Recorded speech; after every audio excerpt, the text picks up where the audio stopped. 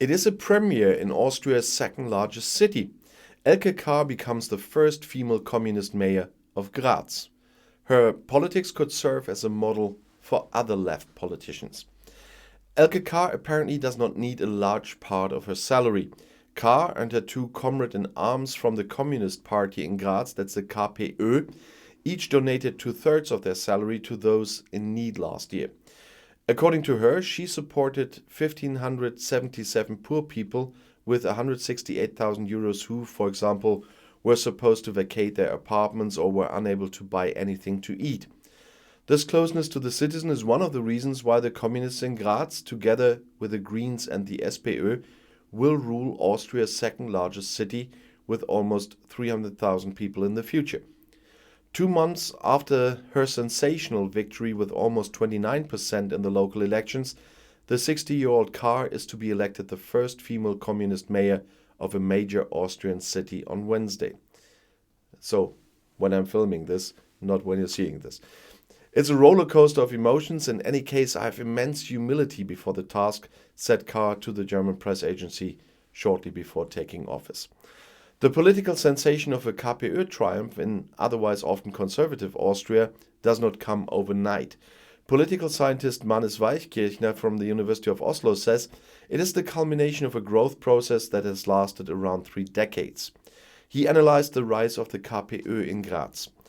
The party has long understood that it is important to bring about tangible improvements in living conditions, he said.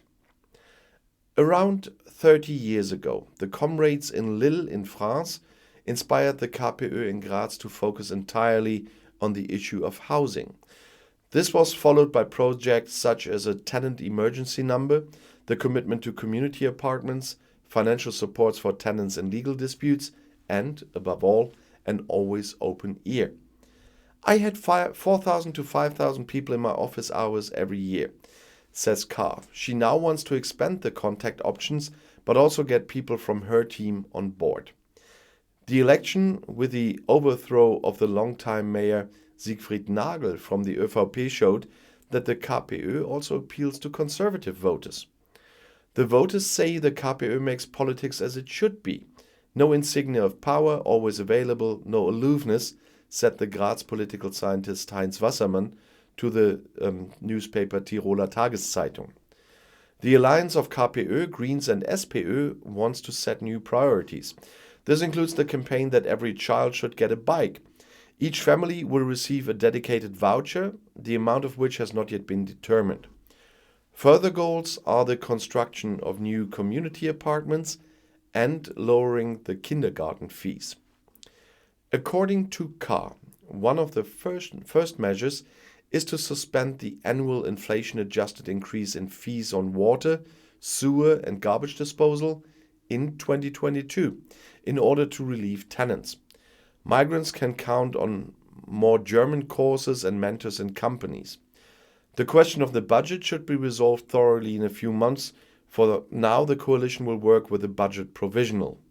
We are not here to build prestige projects. We want to consciously design the living space in Graz, says the designated vice mayor Judith Schwendner from the Greens. The KPÖ in Graz is now more than ever in the spotlight. After the election, the word Stalingrad quickly made the rounds on social networks. General political statements by Kahr also received more attention.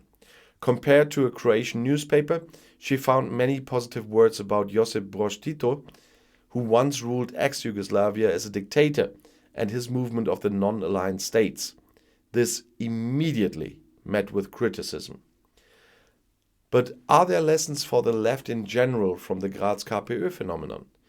Weiskirchner recommends the efforts of working deeply into a subject instead of spreading buzzwords.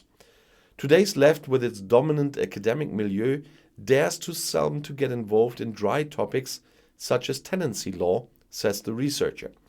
It's less about beautiful posters and successful election campaigns than about building long-term credibility.